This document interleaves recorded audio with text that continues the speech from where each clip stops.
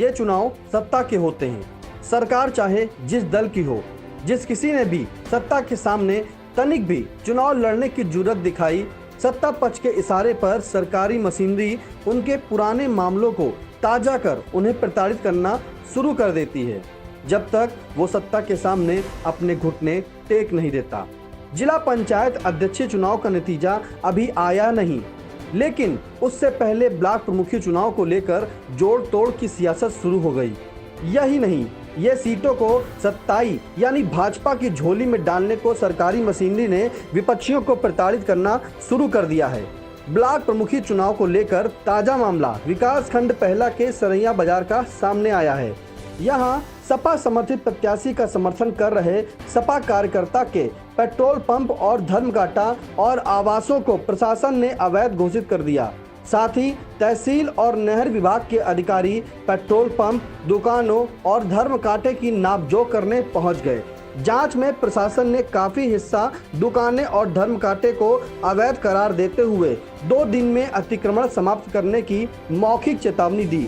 हालांकि क्षेत्रीय विधायक पूर्व मंत्री नरेंद्र सिंह वर्मा ने इस मामले को सदन से न्यायालय तक ले जाने की बात कही है।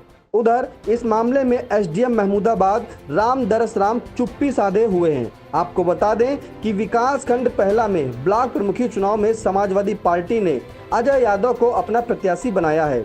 इस चुनाव में सपा कार्यकर्ता अनिल यादव इनका समर्थन कर रहे हैं। ऐसे में सत्ता पक्ष ने अभी से ही कार्यकर्ताओं को प्रताड़ित करना शुरू कर दिया है। पहला के सरैया बाजार में हरिराम फिलिंग स्टेशन, धर्मघाटा और कुछ आवास बने हैं। गुरुवार की सुबह अचानक सिंचाई विभाग खंड सीतापुर के सहायक अभियंता सरताज अपने अधीनस्थों के साथ सरैया राजा साहब स्थित हरिराम फिलिंग स्टेशन पहुंचे। यहां उन्होंने जमीन की नापजोख की। पंप के उत्तर व पश्चिम में बने कमरों व धर्मकांटे को सिंचाई विभाग की जमीन पर अवैध तरीके से बनाया जाना बताते हुए उन्हें हटाने की बात कही। कुछ देर बाद मैं जेसीबी के महमूदाबाद एसडीएम रामदरस, तहसीलदार अशोक कुमार समेत लेखपालों की टीम के साथ मौके पर पहुंच गए और उन्होंने भूस्वामी अनिल यादव से पेट्रोल पंप के उत्तर और पश्चिम में सिंचाई विभाग की जमीन पर बने कमरों और धर्मकांटा को अवैध करार देते हुए नोटिस दी है। इसके जरिए 2 दिन में ही अवैध कब्जा हटाने को कहा है।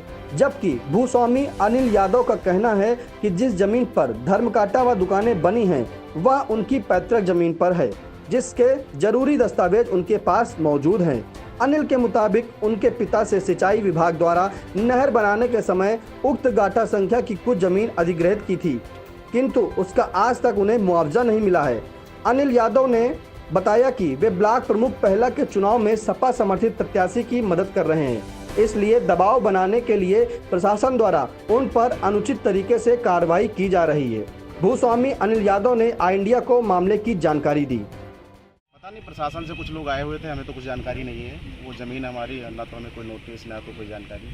तो जेसीबी वगैरह लेके आए थे तोड़ने के लिए, और हमें तो पता नहीं क्यों आए थे, किस लिए आए थे। क्या आपको कुछ बताया अधिकारियों ने, क्या कार्रवाई? नहीं, हमें अभी तक कोई नोटिस नहीं है। क्या बताया गया? वो आज कह रहे थे कि मैं तोड़ दूंगा, जेसीबी लेके आके 2 दिन में नहीं तोड़ोगे, मतलब सामान हटाओगे तो इसको हम तोड़ दूंगा। क्यों तोड़ेंगे, क्या मामला, ये हमें नहीं पता है। क्या कोई राजनीतिक कारण समझ पा रहे हैं इसके पीछे आप? अब हो सकता है, चुनाव तो मैं नहीं लड़ रहा हूँ, अब हो सकता है विपक्ष के मन में क्या आ रहा हो, उनको हमसे पता नहीं कहाँ से डर लग रहा हो। इस घटनाक्रम को क्षेत्रीय विधायक नरेंद्र सिंह वर्मा ने राजनीति से प्रेरित बताया। कहा कि किसान अनिल यादव सपा के सक्रिय कार्यकर्ता और ब्लॉक प्रमुख पद के प्रत्याशी की मदद कर रहे हैं। इनकी पूरी जमीन पैतृक है। प्रशासन की प्रताड़ना की कार्रवाई एकदम गलत है।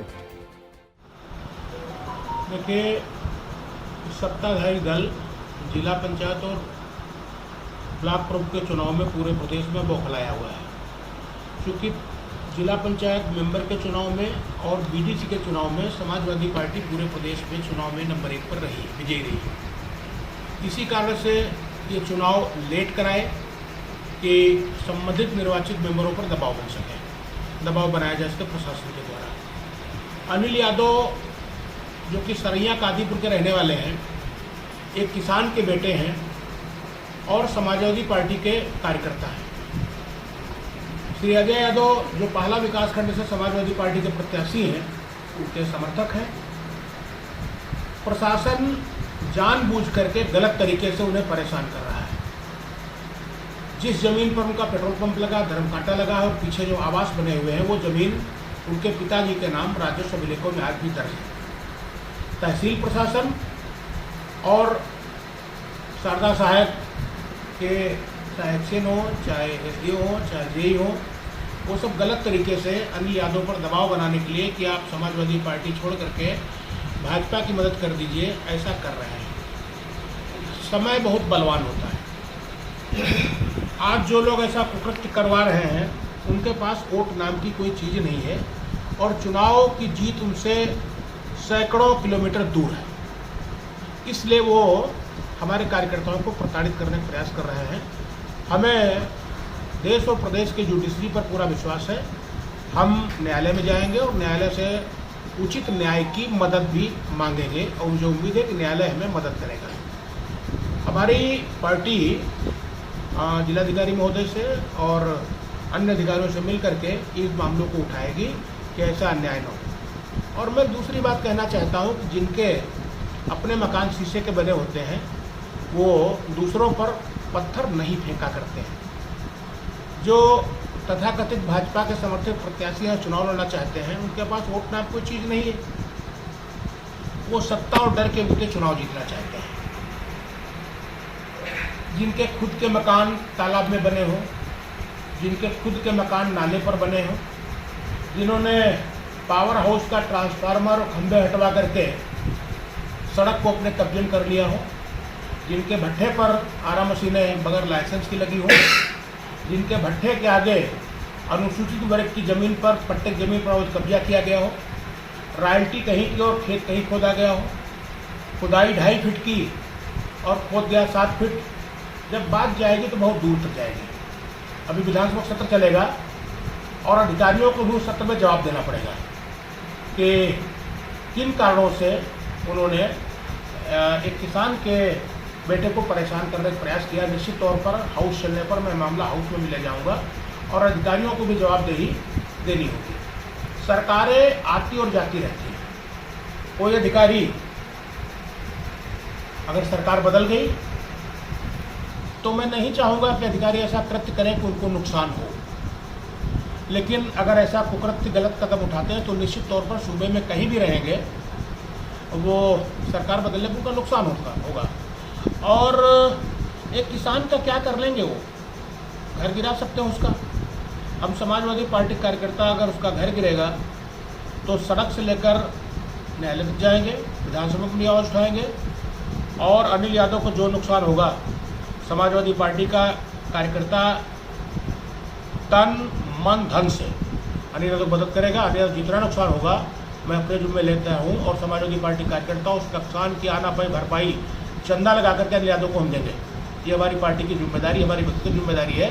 और परेशान न हो, जो अधिकारी ज़्यादा दखल कर रहे हैं उनके लिए भी लोकायुक्त है, आयस्तिक संपत्ति के मामले हैं, हम भी उनको खुजवा रहे हैं कि जो अधिकारी ऐसा कृत्य कर रहे हैं उनके जरा मकान दुकान हम भी दिखवा रहे हैं, कहाँ पर है, गाड़ियाँ किनके नाम हैं और ज़मीनें अवैध रूप से उनके साले के नाम, भाई के नाम, गांव के नाम है, हम भी वो खुजवा रहे हैं रिकॉर्ड। लोकायुक्त में भी ले जाएंगे और आयस्तिक संपत्ति के लिए माननीय उच्चतम न्यायालय में भी उनके खिलाफ समाजवादी पार्टी जाएगी।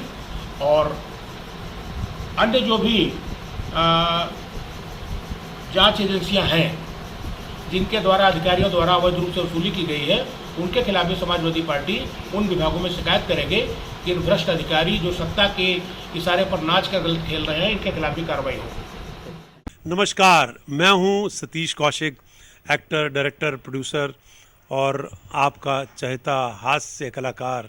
मेरा नाम है कैलेंडर में तो चला किचन के अंदर और आप मुझे देख रहे हैं आई इंडिया पर।